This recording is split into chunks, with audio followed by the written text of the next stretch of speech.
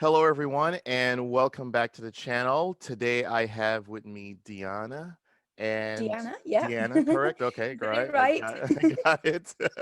And so, we're going to talk about a couple of things today. We're going to discuss sexual abuse, and well, hopefully, we're going to get into talking about mental health as well. So, I'm going to go ahead and first of all, I saw your story on YouTube, and that's why I contacted you. um, I believe that when people share their stories, a lot of people are going to realize that they're not alone. They're not the only ones who are going through that. And there was also something else about your story that some people didn't talk about, and that was the grooming process, because I saw that you had mentioned that. So I really wanted to touch on that as well, because maybe some people might be able to realize, oh, this is what this person is perhaps trying to do, or whatever the case is. Although no two situations are always exactly alike, but knowledge is knowledge, and so it's always good to know, good or bad, right? So I'm going to go ahead and let you introduce yourself, and then just tell us a little bit about your story. And then, I might jump in from time to time to ask some more specific questions. Okay, sounds good.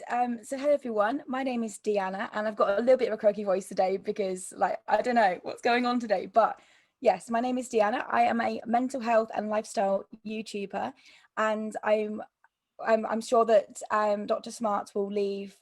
It's Dr. Smart, isn't it? You are a Yes, yeah, doctor. yes. He will leave my links all in the description box below or on screen. And yeah, if you'd like to go over, head over to my channel and follow me, I will, or subscribe, or it's subscribe, isn't it, on YouTube? Yes, subscribe, Um, subscribe. it's subscribe, yeah, because everywhere else it's follow. So Yeah.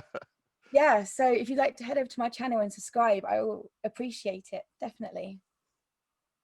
So if we'd like to kind of get into my story, I think my story, in a way, is kind of a little bit more unique because they do say that a lot of people who get sexually abused are abused by either a family member or a friend or somebody they know. And for me, it wasn't like that. I was sexually abused by a guy who was at the time over 3 times my age. And I met him at a drama group, actually. So I joined this amateur dramatics group. It was none of the. It's basically just a local drama group, and he was the backstage crew, and he was 67 when I met him. So he was old enough to be a grandfather.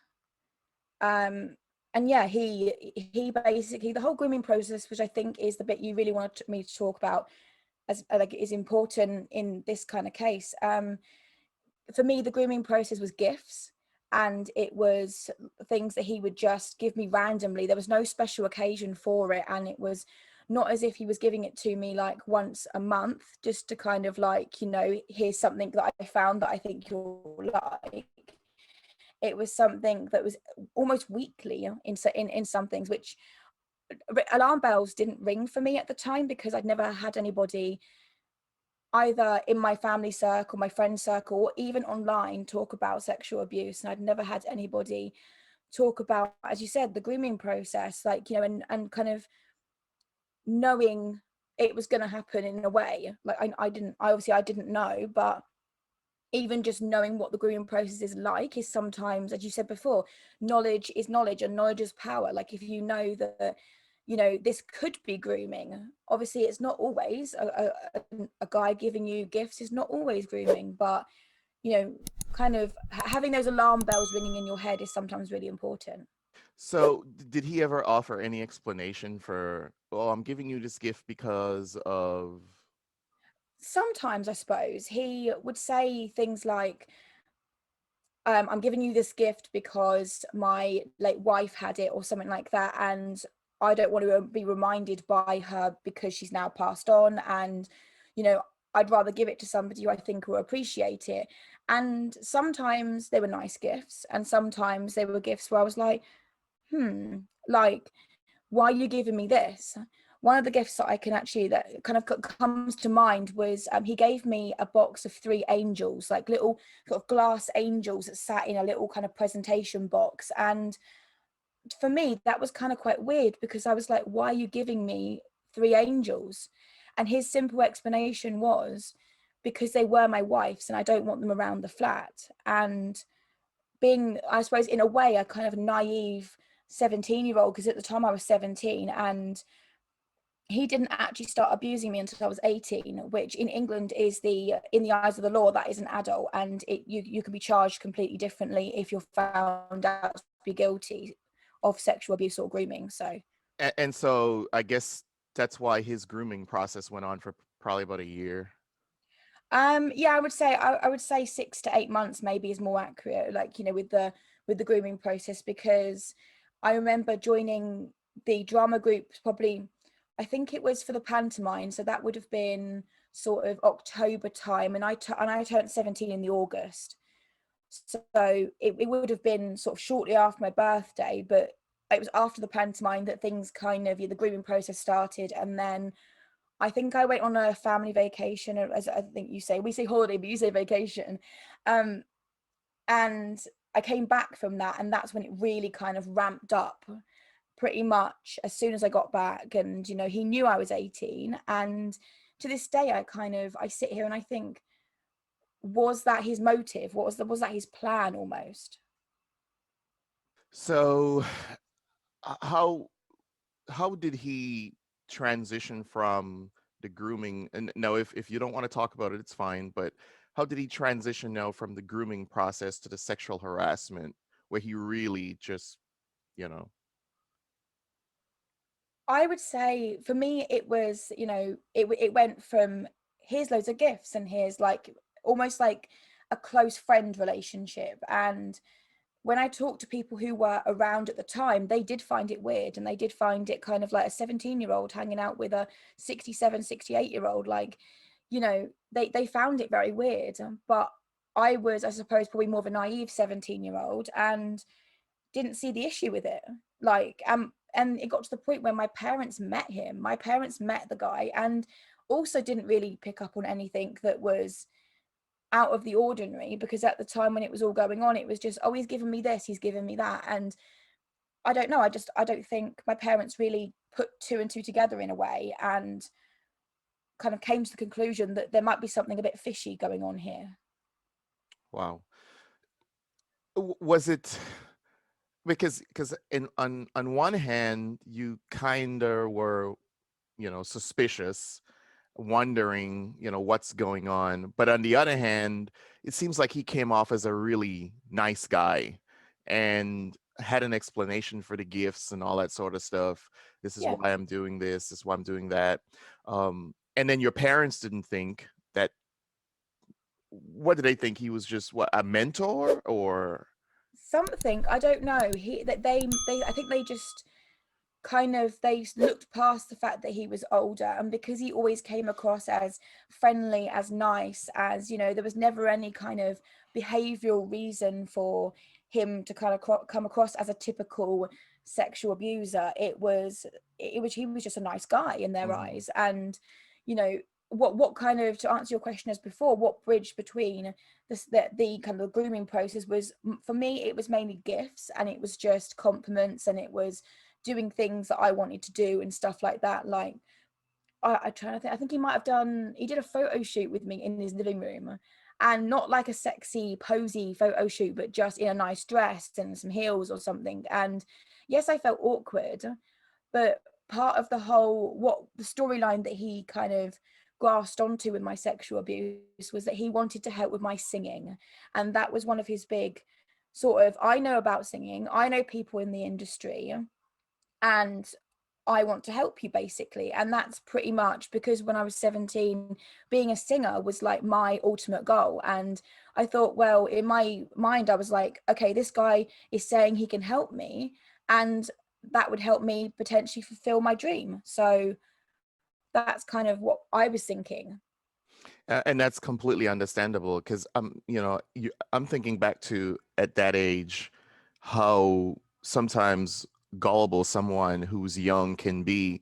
And then when you tell him your dreams and he's saying, you know, I can introduce you to these people, I could, you know, I could do all this sort of stuff for you. I could see how a lot of young people could probably fall into. So his grooming process was really interesting. It was the gifts and the promises. Yeah, it was Yeah. definitely the gifts and the promises. And to the point when he said about that he knew people in the industry, he turned around and he would name specific people and stuff like that. And only when the police got involved did I find out that they were all lies and that he didn't know any of these people. Like, to name a few celebrities, he said that he knew Demi Lovato, he knew Jessie J, he knew Simon Cowell, he knew all these people that were big in the public eye and people that I almost looked up to, because at the time Demi Lovato and Jessie J were my idols in a way, like, and to this day they still are. So, I'm lucky that basically, because he used that against me, I didn't kind of just sway off and not want to know anything about these celebrities anymore. Like, I was able to say, well, that's almost, he's used that against me, but I shouldn't let him stop me from using these people as inspirations that I feel that they are. Yeah. So when the assault first happened, how did you deal with that? Because that's tough. I've talked to a lot of people about it. How did you deal with that? And I I guess this is where we kind of shift also into the mental health part of our Yeah. conversation. So from a mental health perspective, how did you deal with it when it happened? So from a mental health perspective, I'd already started having issues with my mental health. And for those of your listeners that don't know, I am diagnosed with borderline personality disorder.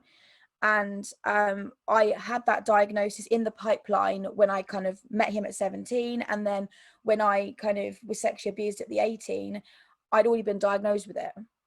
So he kind of almost came across as this figure of, I'm here to support you for your mental health. And I think that's one of the biggest things as well, because he even attended a couple of my psychiatrist appointments.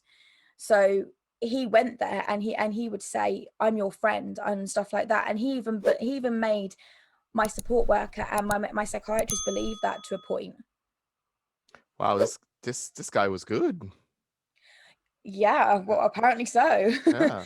I mean, because that's like the ultimate support, to show up at sessions, to be there as a friend, that's what Mm, someone, would be looking for. That's what a lot of people would love to have, is someone who's standing yeah. beside That, them. and that's waiting in the waiting room with you, that's going into the appointments, that is, and I suppose what kind of at that particular stage went wrong was my psychiatrist should have said, yes, he's a friend, but should he be in the session with you? Like, he's not related to you in any way. He's a friend. So should he be in the session? Because in those sorts of sessions, you're talking about anything and everything. You know, you don't always want all your friends there. And if you're in that abusive relationship, it's almost like you're intertwined around the abuser's sort of, little finger in a way. And, if they say that, they're coming into your psychiatrist appointment, whether that's in front of the psychiatrist support worker or not, then you're going to be like, well, I don't want to not allow him to come in because of what might happen afterwards. Yeah, and I'm thinking, because he's not your mom, he's not your dad, he's not a family No. member, yet he was able to work his way into that position, and to be able to, yeah, I mean, hearing all those personal things, just to turn around and use them against you. Yeah, Yeah. yeah, exactly. And it got to the point where it became quite almost like a way that I was kind of living. Like, I was spending majority of my time with him because he knew where I lived, like with my parents and stuff like that, and he would come pick me up. He would then take me somewhere because he drove and stuff like that, and he would pick me up from places. And I suppose it just kind of, for me, as a naive sort of 17, 18-year old, and I do see myself as naive, not that every 17, 18-year-old is naive, but I was at the time. And I think going through this experience has definitely made me kind of grow up a lot and kind of almost kind of realize that something might happen before it does happen, and almost think about what that person's intentions might be. Did you? because I know sometimes victims blame themselves. Did you ever go through a period where you blamed yourself? Because you're really not Oh supposed to yeah. blame Like, yourself. no, definitely I did. I went through a lot of what the typical PTSD symptoms, so the post-traumatic stress disorder symptoms, and I went through a lot of anxiety. I had panic attacks. I had flashbacks. I had what's the word? Struggle sleeping. Sorry, tripping over my words there. Struggle sleeping, and I never was formally diagnosed with PTSD, and was just told you have PTSD symptoms. I'm not, and they basically said, but we can give you the treatment for it. So I was actually really lucky in some respects that I had a treatment called EMDR, which stands for eye movement desensitization reprocessing therapy, where they do a therapy, and that is a trauma-based therapy. Okay.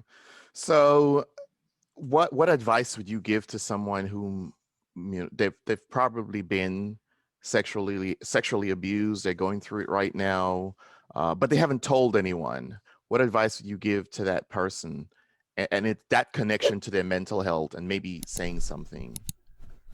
I would say, it's important to be honest. And even if you don't know if it is happening, to have a discussion with somebody you trust, whether that be a teacher, whether that be a friend, a family member, whether that be absolutely anybody, having a discussion with somebody that you trust, and not necessarily putting blame on the person that you think might be doing something wrong to you, but getting opinions and getting advice from those around you to be able to form a picture of what could be happening. Because for me, I didn't actually tell the police until a friend came up to me and said, is this person doing anything to you?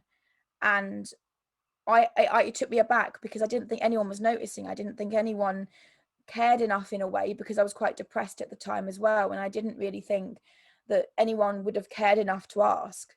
And then when this girl pulled me aside into like a side room of the drama group, she basically just said to me, is he doing anything to you? Because I've noticed he's acting a bit weird around you.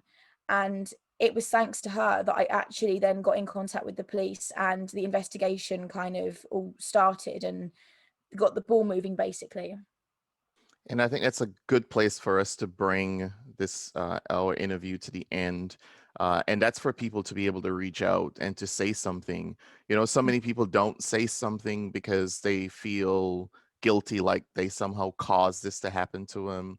We won't even talk about it from a male perspective, because a lot of men don't say anything because it's like a challenge to their Yeah. masculinity, right, and their ego. But it's all about saying something and getting help, and also realizing that you are the victim, and it's Yes. someone is the that it's the predator is the person who's to blame, not you, who is a victim, especially when you were that young.